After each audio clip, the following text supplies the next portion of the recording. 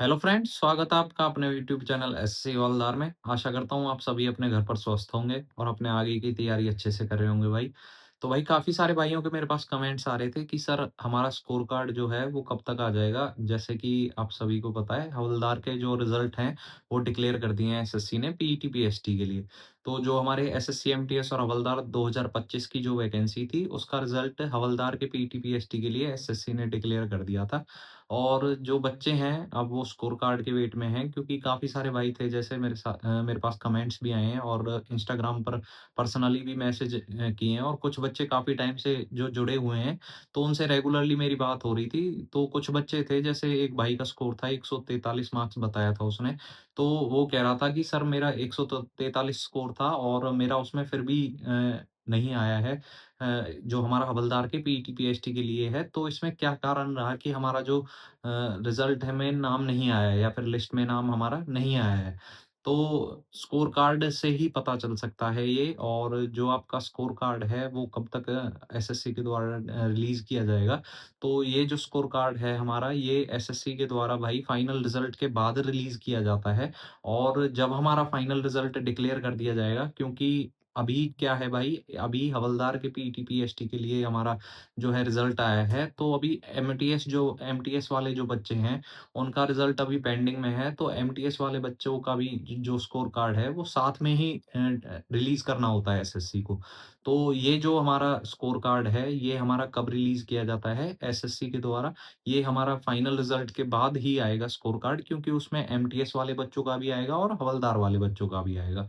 तो जब आपकी फाइनल आंसर की भी निकाली जाएगी और इसका फाइनल स्कोर कार्ड जो हमारा होता है, जिसमें आपका रॉ स्कोर और उसके साथ आपका जो पर्सनल डिटेल्स होती हैं वो भी होती हैं उसमें, या फिर जैसे अगर आप देखना चाहते हो कोई, तो वो मेरी इंस्टा पर मैसेज करके मैं उनको स्कोर कार्ड अपना दिखा भी दूंगा, जो हमारे टाइम पर एसएससी रिलीज कर दी थी।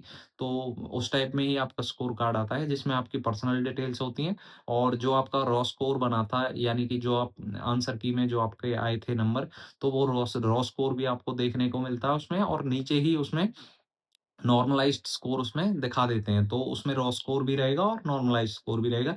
लेकिन जो आपके मार्क्स बनते हैं या फिर जो आपका रिज़ल्ट बनता है, वो किसके बेसिस पर बनता है आपका? वो हमारा नॉर्मलाइज़्ड स्कोर के बेसिस पर बनता है रिज़ल्ट हमारा। तो ध्यान रखें भाई कि जैसे उस भाई के 143 नंबर थे, तो उनका नॉर्मलाइज़ेशन में नंबर कम कर दिए होंगे। जैसे रॉ स्कोर 143 है, तो उनके नॉर्मलाइज़्ड स्कोर में काफ़ी डिफ़रेंस आ गया होगा, जिससे कि उनका इसमें नाम नहीं आ पाया है। और जो दूसरा सबसे ज़्यादा कमेंट आया है मेरे पास, वो आया है, क्या सर हमारे जो एसएससी, एमटीएस और हवलदार हैं, क्या हम एक बच्चा दोनों पोस्ट के लिए क्वालीफाई कर सकता है या फिर दोनों में उसका नाम आ सकता है फाइनल रिजल्ट में? तो भाई दोनों में नाम नहीं आएगा, उनका एक में ही नाम आएगा, या तो उनको एमटीएस मिलेगी या फिर उनको हवलदार मिलेगी।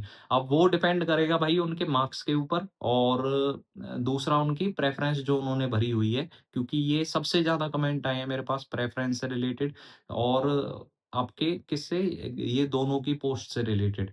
तो इसमें मैं आपको बताऊँगा कि भाई एक ही पोस्ट मिलेगी, दोनों पोस्ट आपको किसी भी एक बच्चे को नहीं मिलेंगी, क्योंकि ये जो हमारी वैकेंसी है, एक तो हमारी 10th बेसिस की हैं दोनों, और दूसरा जो है कि भाई एक ही पेपर कंडक्ट कराया जाता जाता है।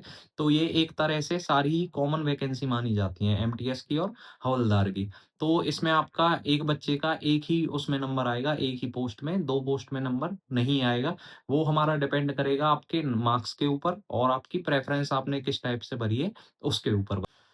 अभी जैसे कल एक बच्चे का कमेंट आ रहा था कि सर जो ये हमारी प्रेफ़रेंस है, ये भरी कब जाती है? तो भाई आपने फ़ॉर्म भर दिया, आपने इसका पेपर दे दिया, आपने इसकी तैयारी कर ली, आपको ये नहीं पता चला कि आपने प्रेफ़रेंस कब भरी। तो भाई प्रेफ़रेंस आपकी जब आप फ़ॉर्म फिल करते हो अपना, तभी इसकी प्रेफ़रेंस हमें सेलेक्ट करनी होती है, और उस प्रेफ़रेंस का ही सारा खेल होता है इसमें।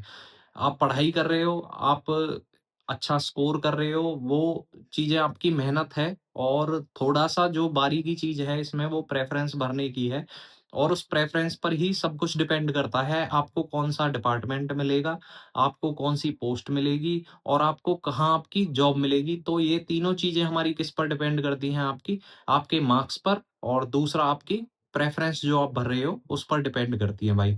तो ये प्रेफ़रेंस बहुत ही मतलब बारीकी तरीके से आपको देखकर कौन-सी पोस्ट हमारी कहाँ पर है, क्योंकि इनमें क्या है आपके पोस्ट कोड बने होते हैं। जैसे हवलदार की जो हमारी पोस्ट है, तो उसके लिए कहीं जैसे मुंबई हमारा हवलदार हो गया या फिर चंडीगढ़ हवलदार हो गया या फिर आपका जीएसटी हवलदार चंडीगढ़ हो गया, तो इन सब के अलग-अलग पोस्ट थे। जैसे अगर मैं अपने ही टाइम की बात करूँ, हमारा जो टाइम पे 11 पर हमारी सीजीएसटी चंडीगढ़ था, जो सीजीएसटी चंडीगढ़ हवलदार थी, 12 पर हमारी दिल्ली हवलदार थी और मैंने भी सेम वो करी थी कि मैंने लाइन से सीक्वेंस से भर दिए थे, लेकिन चंडीगढ़ 11 पे थी और दिल्ली 12 पे थी। हालाँकि मेरे जो नियर बाय पड़ती है वो दिल्ली पड़ती है, लेकिन मैंने वो सीरियल वाइज़ भर दिए थे सारे, तो वो 11 पर मुझे चंडीगढ़ ही मिल गई थी और फिर भी मेरे जो मार्क्स थे, वो दिल्ली की कट ऑफ से ज़्यादा थे भाई। अगर मैं 12 पहले पर भरता, तो मुझे दिल्ली हवलदार आराम से मिल जाती, सीजीएसटी दिल्ली हवलदार। लेकिन वो प्रेफ़रेंस में मैंने गलती कर दी थी, तो वो मुझे फिर चंडीगढ़ हवलदार मिली थी। हालाँकि चंडीगढ़ भी मेरे घर से ज़्यादा दूर नहीं है, वो भी मेरे घर पे नज़दीक ही है। अब मैं हालाँकि डेप्यूटेशन पर आ रखा हूँ, गुरुग्राम में पोस्टेड हूँ फिलहाल मैं, गुरुग्राम डीजीजीआई में। तो उधर मेरी पोस्टिंग है 5 साल के लिए, तो 5 साल के लिए मैं डेप्यूटेशन पर गुरुग्राम आ रखा हूँ चंडीगढ़ ज़ोन से। तो ये सारी चीज़ें जो आपकी डिपेंड करती हैं भाई, आपको कहाँ जॉब मिलेगी या आपको होम टाउन, जैसे काफ़ी सारे बच्चों की चॉइस होती है कि मुझे होम टाउन मिले, तो वो हमारी किस पर डिपेंड करेगा भाई, वो हमारी प्रेफ़रेंस पर डिपेंड करेगा, आपके ज़ोन सिलेक्शन पर डिपेंड करेगा, आपने कौन-सा पोस्ट कोड अपना भरा है या फिर कौन-सी आपने प्रेफ़रेंस भरी है, वो सब इस पर डिपेंड करता है। तो आप जो अपनी प्रेफ़रेंस भरते हो at the time of form submission, तो आप बड़ी ही ध्यान से भरें उसे, क्योंकि सारा खेल हमारा उसी का होता है। मेहनत तो देखो सभी करते हैं बच्चे मोस्टली, जो पढ़ाई कर रहा है भाई, मेहनत तो सभी कर रहे हैं। तो अपनी जो प्रेफ़रेंस भरनी है वो ध्यान से भरनी है भाई आपने। तो इस चीज़ का ध्यान रखें, जो हमारी एमटीएस और हवलदार में हमें जो फाइनल रिज़ल्ट आएगा उसमें बच्चों को अलग-अलग कर दिया जाएगा। जैसे सभी ने भरी है वो प्रेफ़रेंस आपकी, तो प्रेफ़रेंस के अकॉर्डिंग ही आपको वो पोस्ट मिल जाएगी और मार्क्स पर डिपेंड करेगा ये कि प्रेफ़रेंस भी हमारी एक चीज़ है और दूसरा हमारे मार्क्स कितने जाते हैं, वो उस पर भी डिपेंड करती है हमारी, कि आपको एमटीएस मिलनी है, हवलदार मिलनी है, आपको कहाँ पर मिलनी है, तो ये हमारे मार्क्स और प्रेफ़रेंस दोनों पर डिपेंड करता है। तो इसका ध्यान रखें भाई, एक तो आपने प्रेफ़रेंस ध्यान से भरनी है, अगला जो फ़ॉर्म आएगा 26 वाला, उनके लिए मैं गाइड कर रहा हूँ पहले से ही, अपनी जो फ़ॉर्म भरते टाइम प्रेफ़रेंस भरें, बहुत ध्यान से भरें। बाकी पढ़ाई तो फिर बाद में करनी है आपने, सबसे पहले तो फ़ॉर्म सबमिशन का ही है।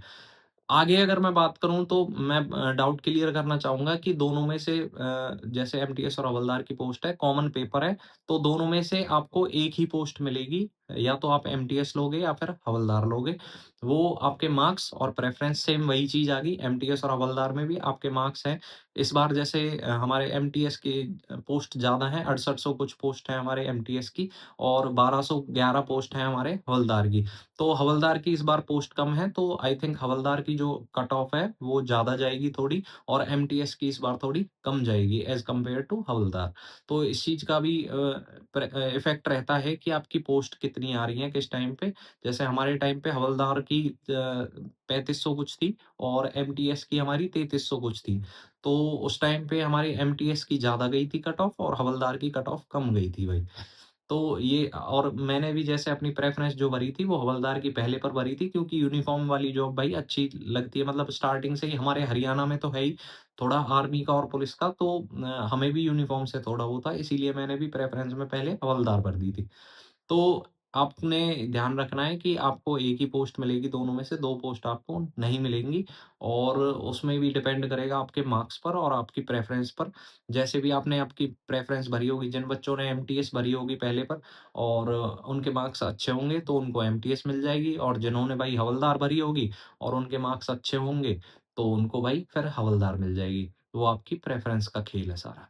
तो आई थिंक भाई आपका इन दोनों स्कोर कार्ड और एमटीएस और हवलदार की जो हमारी पोस्ट मिलनी है हमें, उससे रिलेटेड आपके सारे डाउट्स क्लियर हो गए होंगे और मैंने प्रेफ़रेंस से रिलेटेड भी हालाँकि काफ़ी कुछ बता दिया है। बाकी जो भी बचता है प्रेफ़रेंस से रिलेटेड, हम नेक्स्ट वीडियो प्रेफ़रेंस के ऊपर ही लेके आएँगे और उसमें मतलब अच्छी खासी वीडियो बनाएँगे उसकी। जितने भी आपके प्रेफ़रेंस से रिलेटेड डाउट आए हैं मेरे पास, उनमें कोशिश करेंगे कि सभी डाउट्स को हम उसमें कवर कर लें।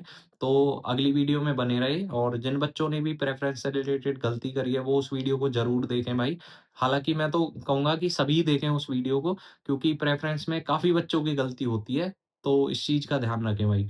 तो नेक्स्ट वीडियो ज़रूर देखें हमारी प्रेफ़रेंस वाली। तो चलिए भाई, इस वीडियो में इतना ही, बाकी आगे बात करेंगे। वीडियो को लाइक करें, चैनल को शेयर और सब्सक्राइब करें, और अगर कोई बच्चा मुझसे पर्सनली डाउट पूछना चाहता है, तो वो मेरी इंस्टा पर साहिल बालियान 9052 पर मुझे टेक्स्ट कर सकता है। हाँ, पहले फ़ॉलो कर लें भाई, क्योंकि वो फिर हिडन रिक्वेस्ट में आपके मैसेज चले जाते हैं। तो पहले फ़ॉलो करें, उसके बाद मेरे पास टेक्स्ट करें। मुझे जैसे भी टाइम मिलेगा, मैं धीरे-धीरे करके, अभी भी यार 200 से 300 मैसेज आए पड़े हैं, तो इतने एक साथ रिप्लाई करने का वो नहीं है कि धीरे-धीरे, जैसे 20-30 डेली मैं रिप्लाई करने की कोशिश कर रहा हूँ बच्चों के, तो काफ़ी हद तक करे भी हैं मैंने, 50-60 बच्चों के रिप्लाई भी दिए हैं, कल भी दिए हैं क्योंकि कल छुट्टी थी, तो 50-60 बच्चों के मैंने रिप्लाई करे भी हैं कल। तो धीरे-धीरे जैसे ही मुझे टाइम मिलता रहेगा, मैं आपका रिप्लाई कर दूँगा। बाकी हाय हेलो उस पर मैसेज में ना करें यार, क्योंकि इतना टाइम नहीं होता कि मैं हाय हेलो का रिप्लाई दूँ। जो भी आपके डाउट हैं, आप सीधे टाइप करके मेरे पास मैसेज कर दें, मैं उनका रिप्लाई कर दूँगा भाई। तो हाय हेलो का मैसेज ना करके अपना जो डाउट है वो टाइप करो यार। क्यों अपना अपना भी टाइम खराब कर रहे हो? क्यों मेरा भी टाइम खराब कर रहे हो? उसमें आप सीधे डाउट पूछोगे, मैं आपके डाउट का उसमें रिप्लाई करके भेज दूँगा भाई। तो चलिए भाई, इस वीडियो में इतना ही। Thank you.